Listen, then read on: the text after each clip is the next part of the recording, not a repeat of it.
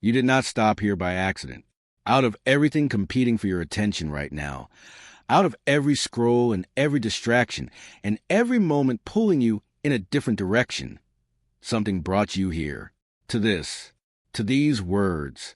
And if you are honest with yourself, you already know why. There is someone on your mind, someone who has been distant, someone who pulled away, went quiet, started avoiding you in ways that do not make sense, in ways that left you holding questions with no answers. And the silence they gave you has been heavier than any argument, louder than any fight. But here is what you need to understand right now, at this exact moment. That person is not at peace. Not today. Not this week. Something is cracking open inside them, and it started before you even clicked on this video. An epiphany is happening inside the mind of the person who's been avoiding you, whether they are ready to face it or not. Carl Jung spent his life studying exactly this. The war that happens inside a person when they try to run from something their soul already knows is true. Stay here. What you are about to understand will completely change the way you have been reading this silence. Let's speak about what this has actually felt like for you. Because before anything else, that deserves to be acknowledged. You know what it is like to send a message and watch the silence stretch. You know what it is like to replay a conversation in your mind, searching for the moment things shifted, trying to find the exact word or the exact second where something changed. You have done that more times than you would like to admit. You know what it is like to see their name and feel your chest tighten, to wonder if they think about you the way you think about them, to ask yourself whether what you felt between you was real, or whether you built something in your heart that was never truly shared. The nights where you held it together on the outside and fell apart quietly on the inside. The moments where you almost reached out and stopped yourself.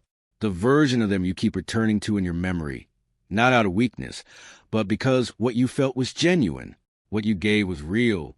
And through all of that, you kept going. You did not become bitter. You did not become someone who stopped believing in depth and in love and in the kind of connection that actually means something. That is not a small thing. That is rare. You are someone who loved without holding back, who felt without apology, and who carried the weight of someone else's silence without letting it destroy your ability to feel. Most people cannot do that. The universe saw every single moment of that. None of it went unnoticed. None of it was wasted. And the person who put you through that silence, they are beginning to understand exactly what they turn away from. Hello, everyone. Welcome back to this channel. Before we go deeper into what Carl Jung reveals about this exact situation, please take a moment to subscribe, hit the bell icon, and select all notifications. Every single video on this channel carries a message that has the power to shift something deep inside you.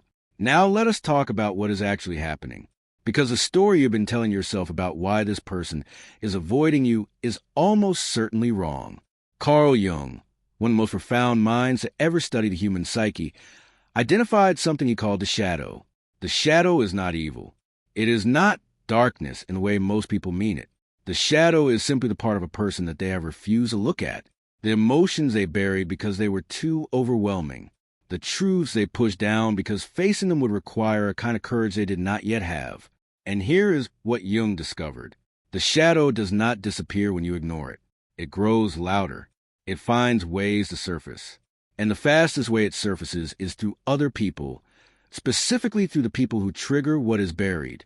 When someone avoids you, when they pull away suddenly or go cold or create distance that makes no logical sense, what is almost always happening is this. You triggered their shadow, not because you did something wrong, but because something about who you are, the way you love, the depth you carry, the honesty you bring simply by existing, forced something inside them to the surface that they were not ready to face. They are not running from you. They are running from what you make them feel. There's a profound difference between those two things, and understanding that difference is going to change everything about how you've been interpreting the silence. Jung also wrote extensively about what he called individuation. This is the process by which a person is forced to confront the parts of themselves they have been hiding, even from themselves. It is not comfortable. It does not happen gently.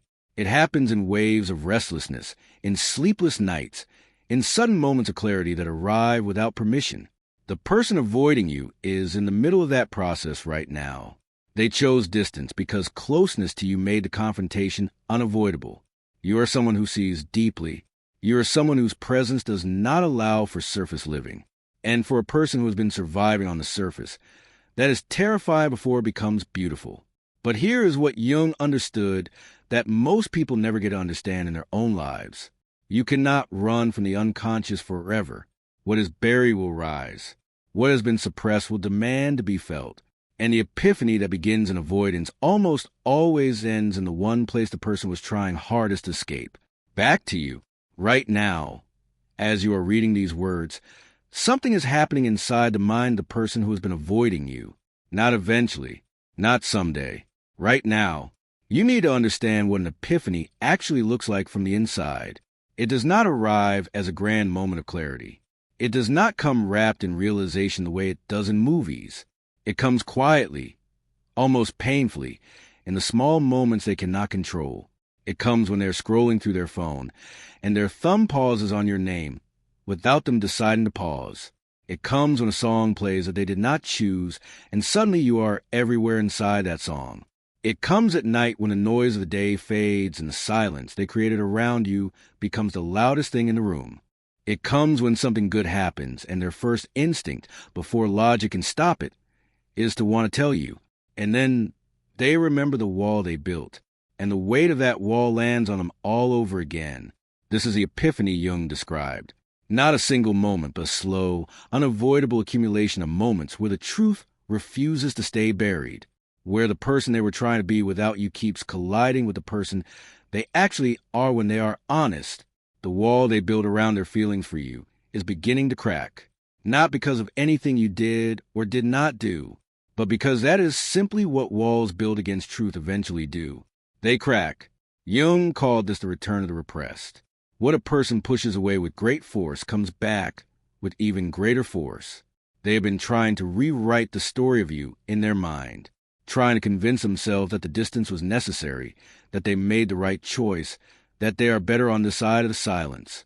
And it was working for a while. But something shifted recently. You may have felt it.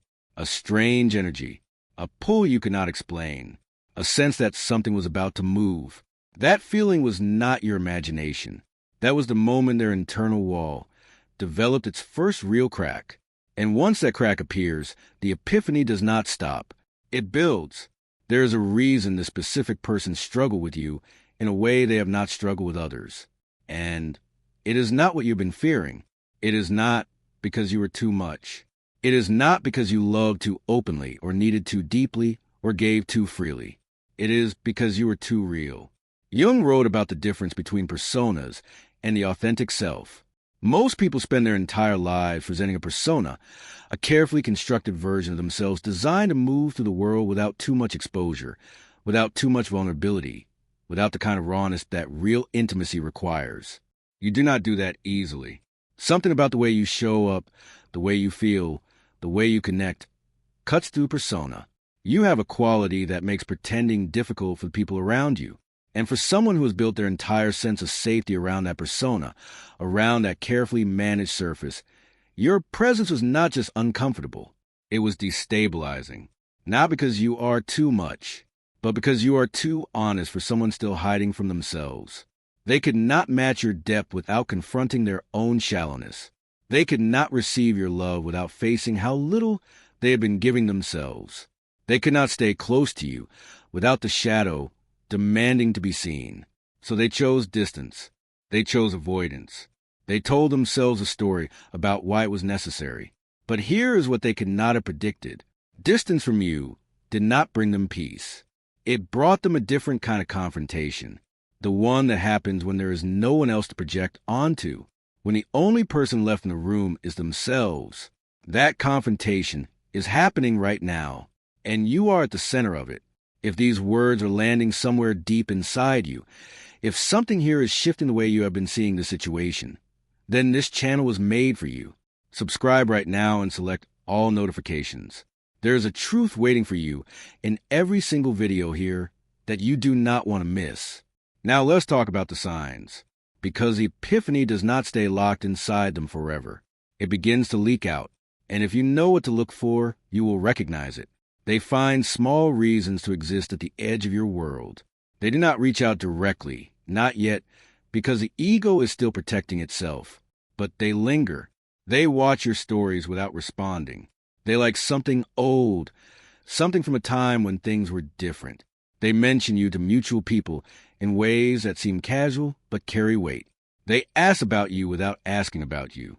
There are other signs that are less visible but just as real. The energy between you shifts. You may find yourself thinking about them more intensely during a specific period, not because you decided to, but because their thoughts are reaching for you.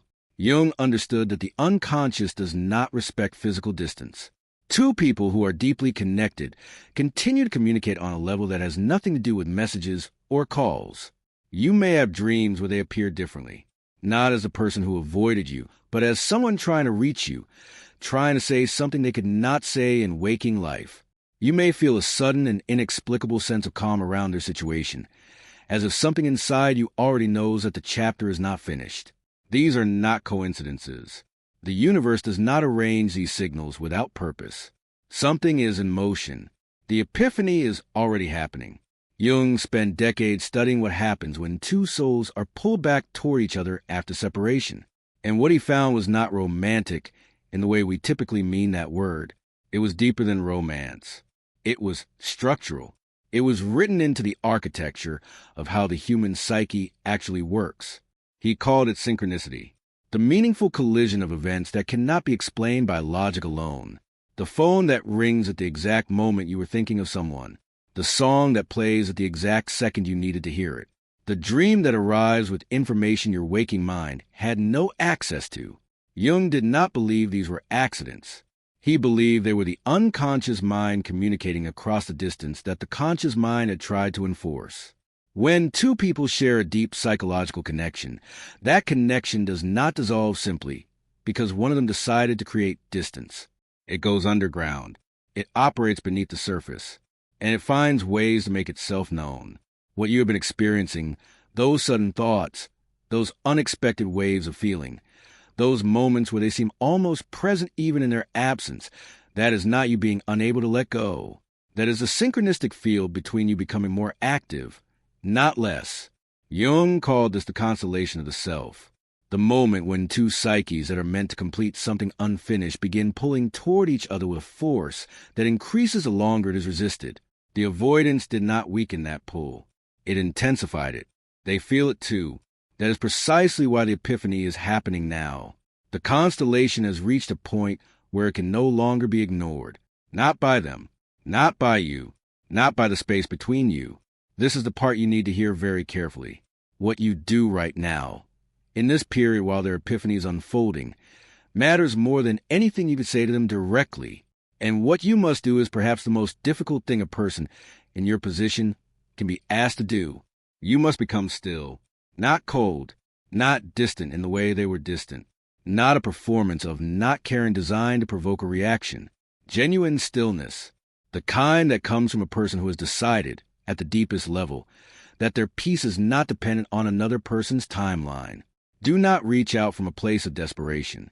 Do not send a message that comes from the part of you that is afraid they will never come back. That energy, Jung would tell you, pushes against the very process that is already working in your favor.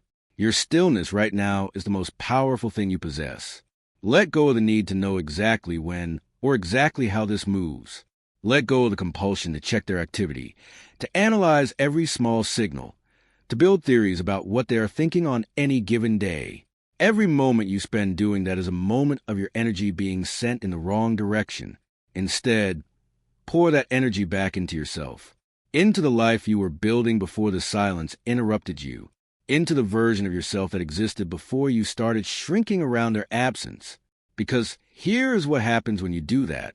When you genuinely return to yourself, when you stop waiting and start living, something in the energetic field between you shifts. They feel it. Not metaphorically, psychologically. The change in your energy registers in the unconscious connection that already exists between you. Your healing is not separate from this situation. It is the catalyst for it. What is coming is not a return to what was. Let that settle for a moment, because what was never the full version of what this could be. What is coming is a matured version of this connection. one that has been tested by silence and by separation, and by the kind of internal reckoning that changes a person at their foundation. The version of them that avoided you is a person still at war with themselves. The version that is coming back is someone who has begun to lose that war, and in losing it, has found something more honest underneath. They will not return as a person who went quiet. They will return as someone who understands, perhaps for the first time, what it actually cost to walk away from a love that was real. And you will not receive them as the person who waited in pain. You will receive them as someone who used this time to become more fully themselves, more grounded, more certain of their own worth, less willing to accept less than what they deserve. That is not a small reunion. That is a transformation meeting a transformation. And what gets built from that foundation does not break easily. You are not easy to forget. You never were. And no amount of distance, no wall, no silence, no avoidance has changed that fact inside the mind of the person who tried to walk away from you. You are someone who loved with their whole self, who felt deeply and gave genuinely, and kept their heart open even when every reason to close it was present. That is not a weakness that cost you something. That is the very quality that made you impossible to release. What is meant for you cannot be avoided forever, not by circumstance, not by fear, and not by the person doing the avoiding. Jung understood that the soul moves toward wholeness whether the ego cooperates or not, and your presence in this person's life is part of their wholeness. That is not something that disappears. That is something that waits. Keep choosing yourself. Keep building your peace. Keep trusting that what is already in motion does not need you to force it. If these words found something true inside you today, subscribe to this channel right now and select all notifications. There is more waiting for you here. And none of it reached you by accident.